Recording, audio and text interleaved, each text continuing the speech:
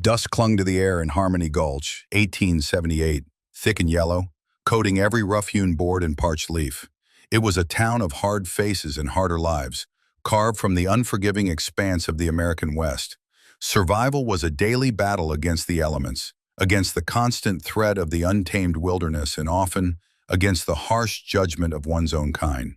Inside a small single-room shack on the dusty outskirts, a place barely more than a lean-to with a flimsy door, Eleanor Vance knelt beside a makeshift cot, her heart a raw, bleeding wound.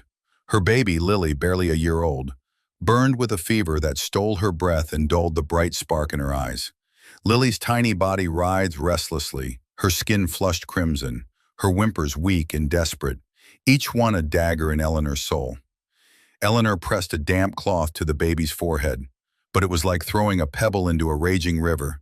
The heat held, relentless, mocking her futile efforts. Panic, cold and sharp, clawed at Eleanor's throat, threatening to consume her entirely. She had fled here from a past too painful to recall, a past that had stripped her of everything but this child, seeking a fresh start, a quiet haven, a place where she and Lily could simply exist, forgotten and undisturbed. Instead, Harmony Gulch offered only indifference, and now, the terrifying prospect of losing the last precious piece of her shattered world. She had arrived a few months ago, a lone woman with an infant, her clothes worn and dusty, her pockets empty, save for a few lint-covered buttons and a faded photograph. Harmony Gulch had no patience for strangers, especially those who brought no gold, no discernible skills the town valued, no strong male figure to vouch for them. Whispers followed Eleanor like a persistent shadow, casting doubt and judgment on her past. Her very presence as a single mother in a world that prized strict marital bonds, inviting suspicion and scorn. She was an outsider, a charity case in a place that knew only ruthless self-reliance, a community where survival was a badge earned through grit and a suspicious eye for weakness. Her pleas for help, for a doctor, had been met with averted eyes or worse, outright contempt. She had approached the townsfolk, her voice hoarse with worry, only to be met with tight lips and cold shoulders. No offers of a warm meal, no kind words, no outstretched hand. The frontier, she was learning, did not extend charity lightly. Dr. Silas Thorne's office sat imposingly on Main Street, a sturdy two-story wooden building with a freshly painted sign, a symbol of authority and, more importantly, inaccessible care for someone like Eleanor.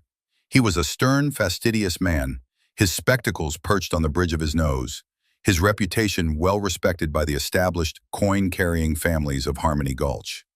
But his services, Eleanor had quickly discovered, came with a price she couldn't begin to fathom, a barrier as insurmountable as the mountain peaks that ring the valley. She had tried, had swallowed her pride and begged at his polished oak door just hours ago, her voice cracking with desperation, Lily whimpering faintly in her arms.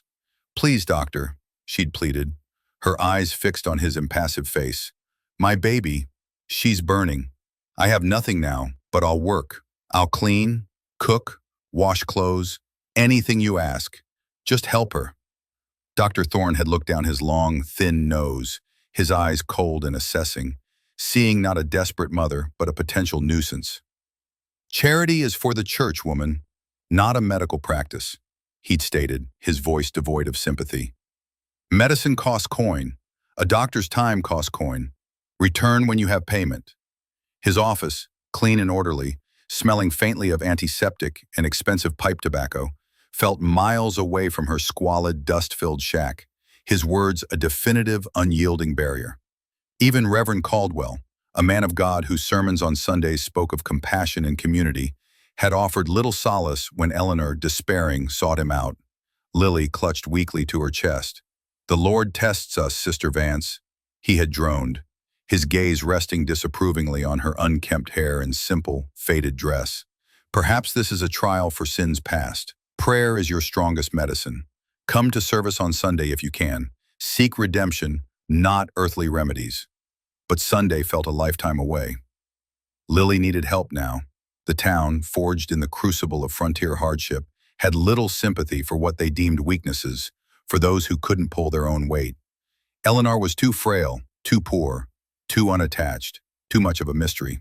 She was a burden, and Harmony Gulch, in its harsh, unspoken code, believed burdens should be shed or left to wither and die. Meanwhile, a figure often overlooked, often dismissed, moved through the dusty streets, his presence as much a part of the landscape as the wind-blown tumbleweeds. Jesse the Grizzly Callahan. His name was whispered with a mix of fear and grudging respect, often followed by tales of his quick temper, his equally quick draw, and his penchant for disappearing into the wilderness for weeks on end. He was a man of the fringes, rarely seen in polite company, never lingering long in the saloon or the general store. His face was a landscape of weathered lines, etched by sun and wind and untold experiences, his beard a salt and pepper mass that hid much of his expression. His eyes, though, were sharp, missing nothing, taking in the nuances of human interaction that others ignored. He had seen Eleanor and her baby arrive, a fragile, displaced pair, had watched the town's cold shoulder turn to her, had heard the self-righteous whispers that condemned her without a trial. He had seen her at the doctor's office, the raw desperation etched on her face, and had heard Thorne's dismissive, unforgivable words. Jesse carried his own burdens, his own past that kept him an outsider, a lone wolf by choice, but also by circumstance. He understood the sting of judgment, the quiet brutality of isolation that could break a spirit faster than any bullet. Beneath the grizzled exterior, a deep, almost painful empathy resided, a hidden spring in a parched land. He'd seen too much suffering, too many lost causes to ignore a burning child, especially when the so-called righteous turned a blind eye. His own history, full of hard choices and necessary violence, had taught him that true morality often lay outside the bounds of law and polite society. Dusk deepened into a moonless night, cloaking Harmony Gulch in thick, oppressive shadows. The air grew cooler, but inside Eleanor's shack the heat remained, radiating from Lily's tiny body. Lily's whimpers grew fainter, her breathing shallow, ragged, each gasping breath a terrifying struggle. Her tiny hands twitched, fever dreams clouding her innocent face, making her seem impossibly vulnerable, impossibly fragile. Eleanor pressed her cheek to the baby's burning forehead, a silent prayer forming on her lips, a desperate plea to a God who seemed to have abandoned her in this desolate place. The helplessness was an agony worse than any physical pain she had ever known. She had no more cool water, the last drops having been squeezed from a threadbare rag. She had no more clean rags, every piece of fabric in the shack already saturated with sweat and tears. Lily was fading, her life force ebbing away with each shallow breath. The doctor's office, with its locked doors and uncaring walls, held the promise of salvation, locked away by coins she didn't possess, by a price on human life she couldn't pay.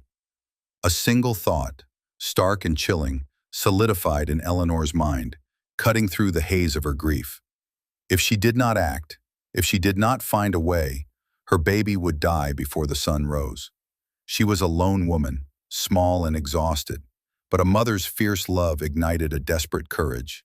She could not break down that door alone, but she could not simply let Lily go. Outside, Jesse watched from the deep shadows of a lean-to across the street from the doctor's office. He had watched Eleanor return to her shack, seen the lone lantern flicker within, seen the desperate shadow play on the window as she moved frantically over the cot. He knew the child was worse.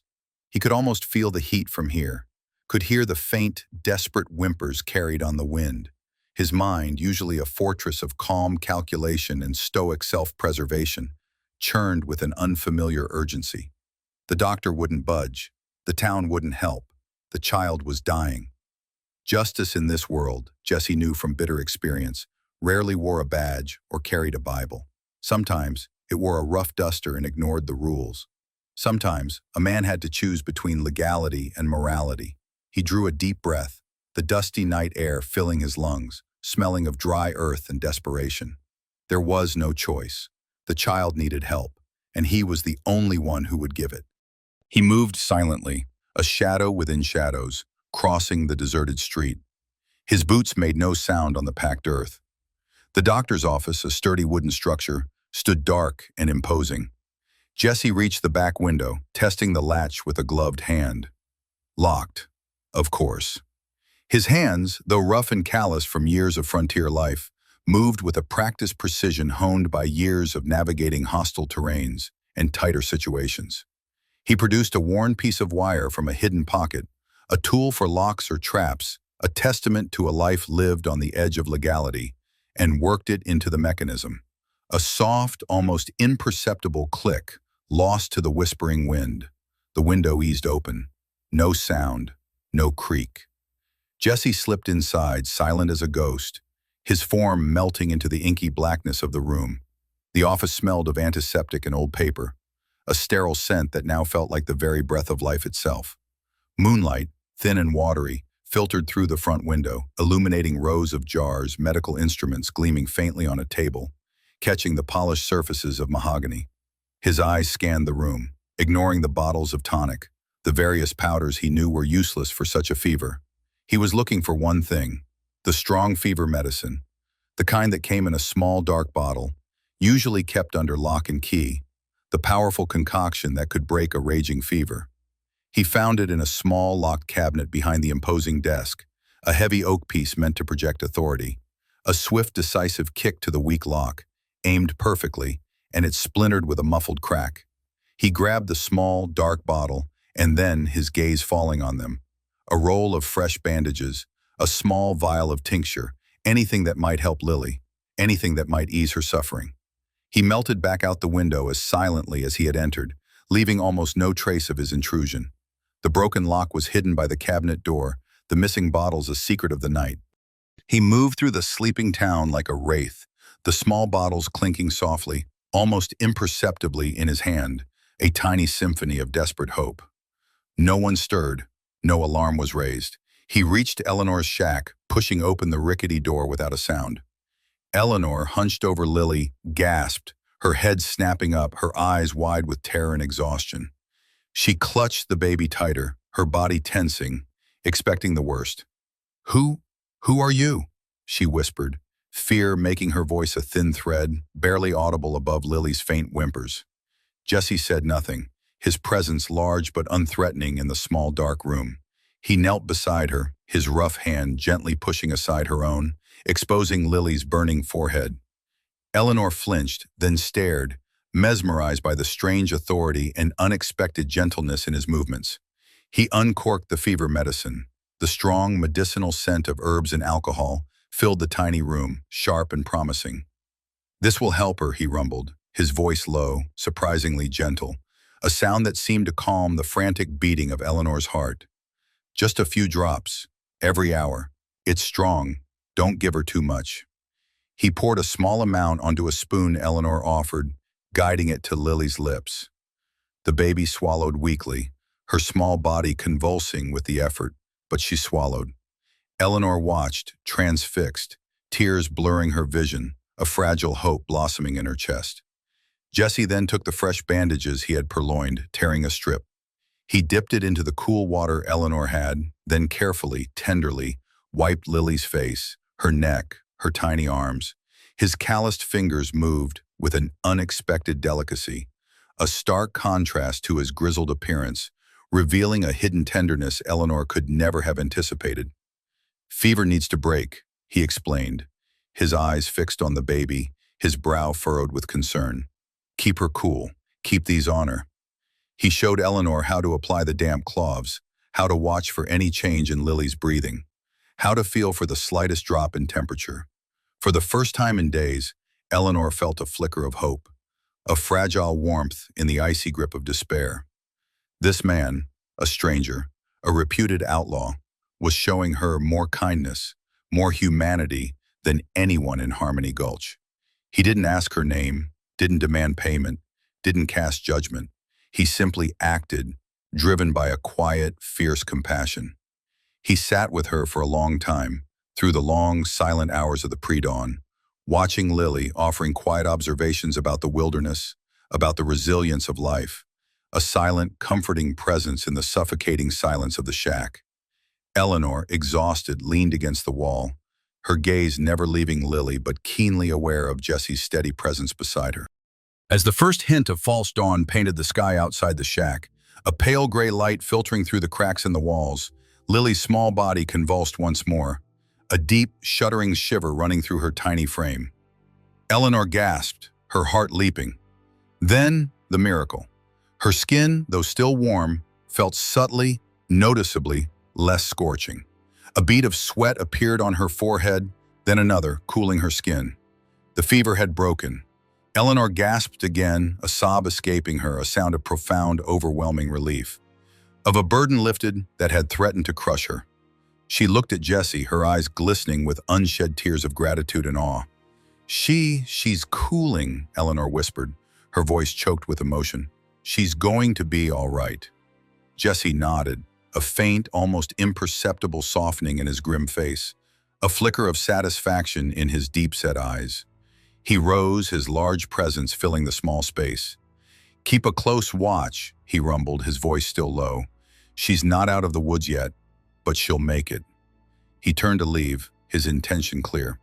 "Wait," Eleanor pleaded, her hand reaching out, her voice desperate to hold on to this unexpected source of hope. I don't know how to thank you. Who are you? Why did you do this?" He paused at the door, his silhouette framed against the pale morning light, the first rays of the sun just beginning to touch the distant peaks. "Jessie Callahan," he rumbled. "Just Jessie." He walked out, vanishing as silently as he had arrived, melting into the vast, indifferent landscape, leaving Eleanor with a sense of profound awe and an unexpected wellspring of love for this mysterious, compassionate man who had broken the law for a baby. But Harmony Gulch did not sleep forever, nor did its vigilant guardian, Dr. Thorne. He was a meticulous man, a creature of order. The splintered lock on his cabinet, the missing medicine bottles were discovered with the rising sun, an affront to his professional integrity and the sanctity of his practice. His outrage reverberated through Main Street, a righteous fury. "Someone broke into my office, stole valuable supplies. This is an affront to common decency, to law and order." Sheriff Brody, a man more concerned with maintaining a semblance of order and appeasing the influential citizens than with true justice, began his investigation with a methodical, uninspired air. Whispers quickly circulated among the townsfolk, eager to point fingers, eager to find a scapegoat. "That Grizzled Callahan fella, he's been seen lurking," someone offered, eyes darting nervously. "He's always trouble. He's got a reputation for violence, a known drifter. No good comes from such men." The town, always eager to confirm its prejudices, to demonize the outsider, turned its collective gaze to Jessie. The very qualities that had allowed him to break in unnoticed, his quietness, his solitude, his grizzled exterior, his refusal to conform, now served as damning evidence. He was the easy answer, the convenient villain, fitting perfectly into their preconceived notions of good and evil. Jessie was found at the edge of town, calmly saddling his horse, preparing to ride out as the sun climbed higher. Sheriff Brody and a small posse confronted him, weapons drawn, their faces stern and unforgiving. "Callahan, you're under arrest for breaking and entering, and theft." Jessie met their gaze, his eyes calm, unwavering, devoid of fear or guilt. He held up the empty medicine bottle, a small, dark cylinder against the vast sky. "This is what I took," he stated, his voice low, firm. "For a dying child. Your doctor wouldn't help her." Sheriff Brody scoffed, a sneer twisting his lips. "A likely story, outlaw. No doubt you plan to sell it on the black market. Don't try to spin a yarn for us, Callahan." "The child was burning, Sheriff," Jessie insisted, his voice holding an unshakable conviction. "The doctor wouldn't see her. No one would help. She would have died before morning." Suddenly, Eleanor, holding a sleeping but now noticeably cooler Lily, pushed through the gathered townspeople, her face pale from sleeplessness but resolute, her eyes blazing with fierce maternal love. "He speaks the truth," she cried, her voice trembling but gaining strength with each word, echoing in the sudden silence. "My baby, Lily, was dying. Dr. Thorne turned me away. He saved her life." Dr. Thorne stepped forward, his face red with indignation, his reputation on the line.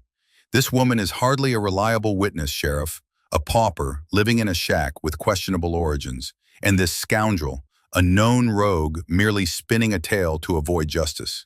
"He broke in for me," Eleanor continued, her voice rising above Thorne's, ignoring him completely.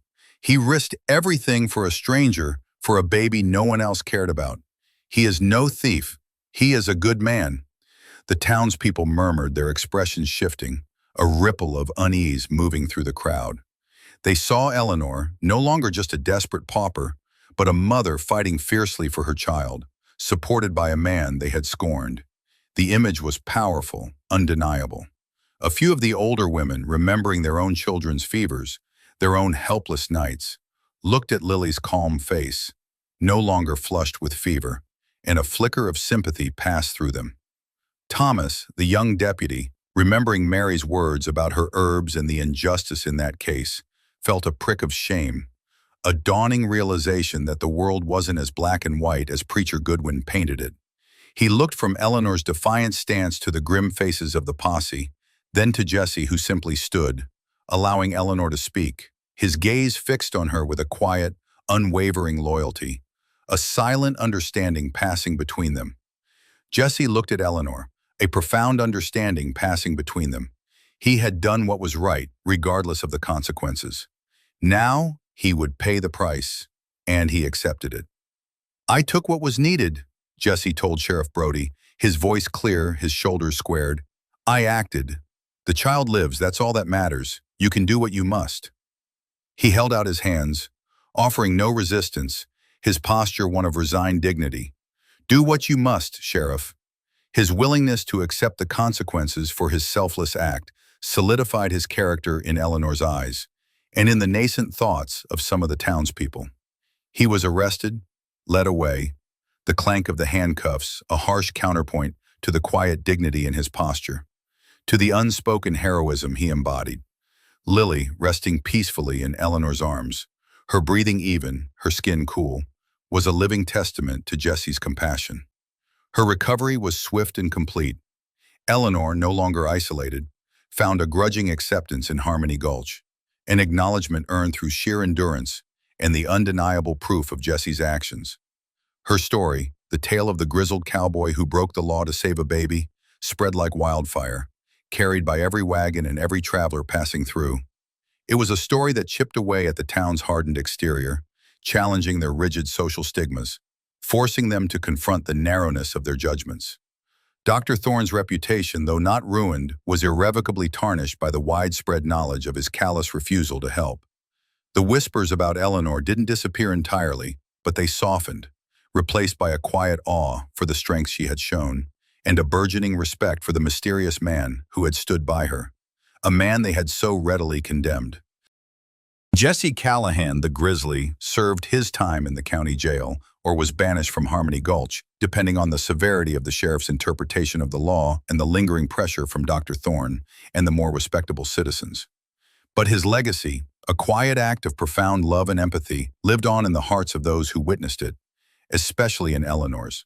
Eleanor, now working odd jobs, saving every penny, understood the true meaning of heroism.